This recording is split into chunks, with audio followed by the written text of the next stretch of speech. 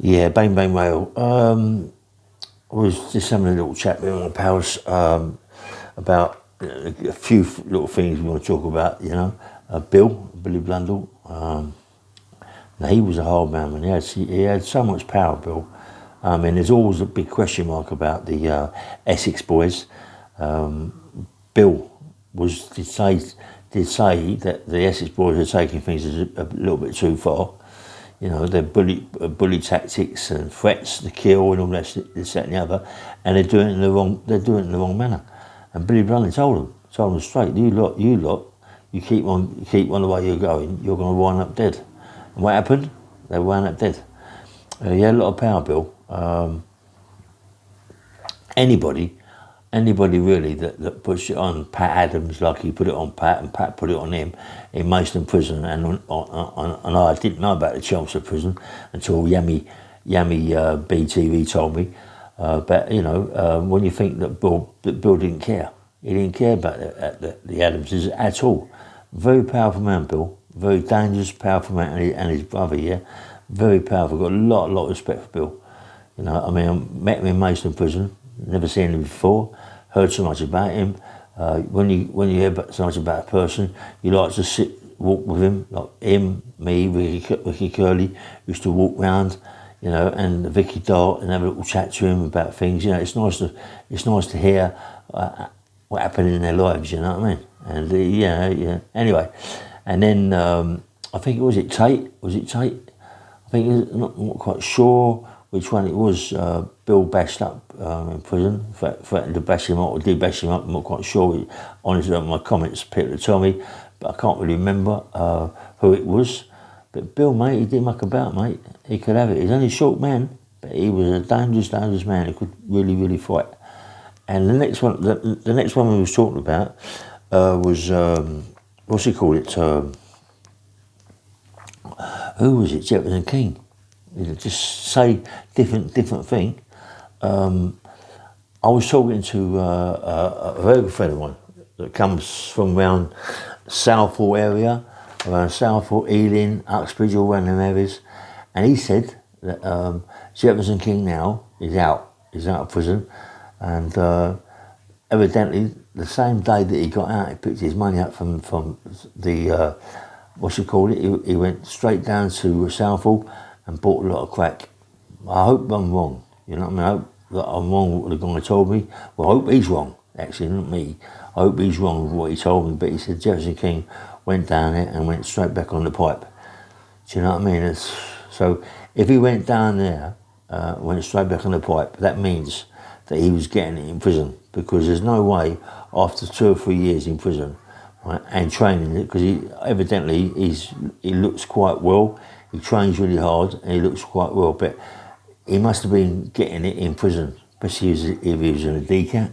He could get it, yeah.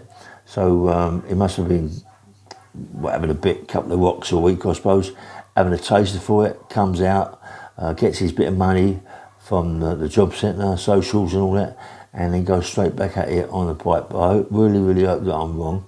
I really hope that it's not right. I hope he's just going back to training, but this is what I've been told.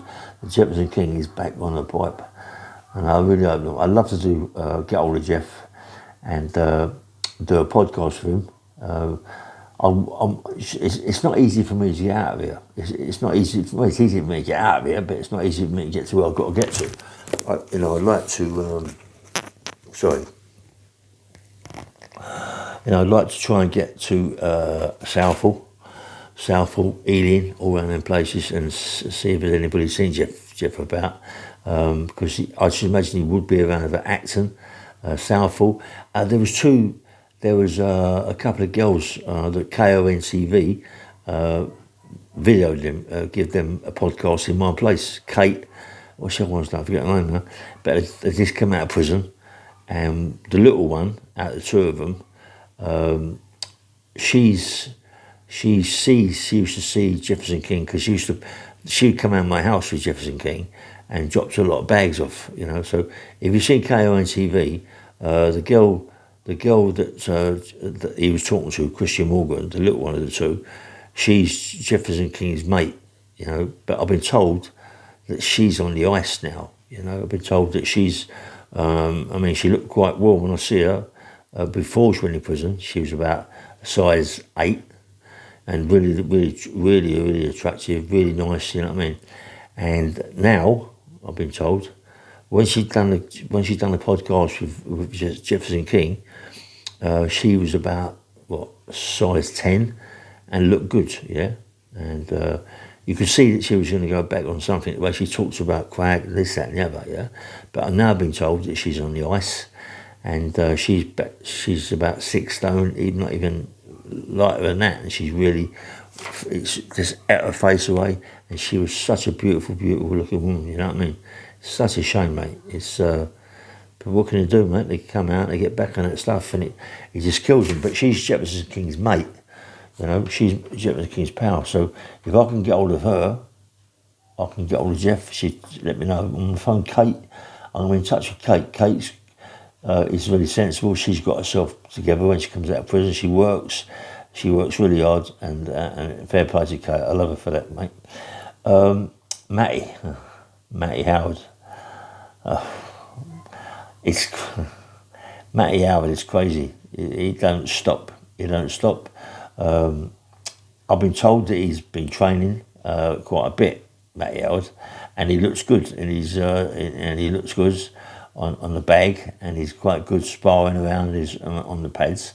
I'd love to see. I mean, all jokes aside, I'd love to see Matty Howard fight Ben Hatchett. Matty Howard, as much as we run each other down, Matty Howard would smash Ben Hatchett to pieces. I don't know why Matty Howard because Matt, fair play to Matty Howard, Mickey Theo, I mean, he put it on Mickey Theo big time and said to Mickey Theo, what, you want it, we'll meet and have it. Because he was training Matty Howard for Mickey Theo. You know, he said, Mickey Theo's got too much mouth, shouted his mouth about it. He wants it. He put it on him. Mickey Theo, all accounts, he folded them. I wasn't told anything, but Matty Howard put it about that Mickey Theo folded, and he didn't want it. So fair play to Matty Howard, mate, and fair play. I'd love to be able to get him to fight Ben Hatchett. He killed Ben Hatchett, mate. He killed Ben Hatchett. I mean, you know, everyone's seen Ben Hatchett fight. Ben Hatchett's got no style, but fair play to him. He gets in the ring, does what he's got to do. But anyway, who else we got? Jimmy Tippett. I mean, Jimmy Tippett, mate. When I was with him, when I was working with him with Cliff Fields, if you owed money, right, and either Billy Haywood or Harry Haywood got hold of Jim, right, and got hold of me and got hold of Cliff Fields, believe it or not, whoever owed the money would pay Jim back the money. I mean, the time that he wasn't involved, Cliff Fields, was when me and Jimmy went down Lehigh Street, Lehigh Road, and there's been lots of spills down there, loads of spills down Lehigh Road, all around there. And there was some brothers that owed a lot of money on the gambling, on poker. And them gambling, if you can, like 20 grand, 10 grand, 15 grand, is a lot of money in them days, you know. In the 70s, end of the 70s, 80s, it's a lot of money, mate. And me and Jimmy used to go around and get it. And I remember Jimmy put it on one of the brothers, hit him on the chin, knocked him out, right? And not the other brother, but one of his brother's mates, got a bit leery with me, all right? And I picked him up and threw him over the balcony. Yeah, threw him over the balcony, 2 stories. Well, not 2 stories, 1 story bit, you know. Yeah, threw him over the balcony, down broke his leg and his arm and everything. Yeah, seriously. That's a big story still, you know. I mean, young Jimmy Tippett Jr. would also tell you about that, you know, that me and his dad, you know, I just threw the kids over the balcony. I mean, his dad went up there, but didn't muck about with him, bang, hit him, knocked the kids out.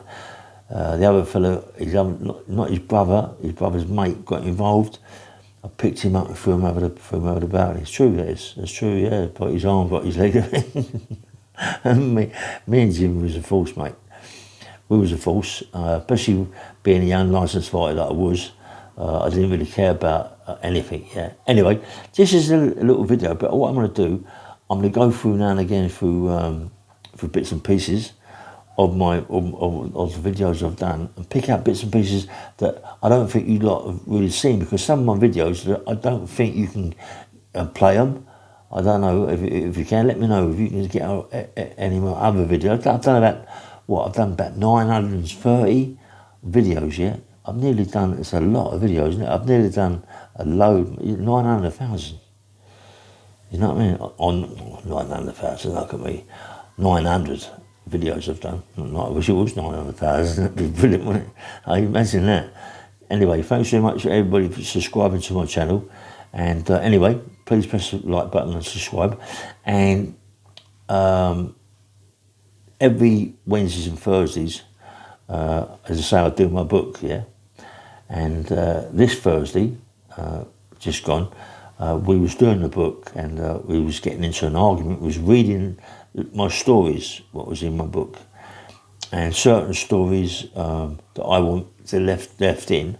The ghostwriter saying you can't put that in, you can't. It's got to come out. But it's stories of my life, and I want them kept in.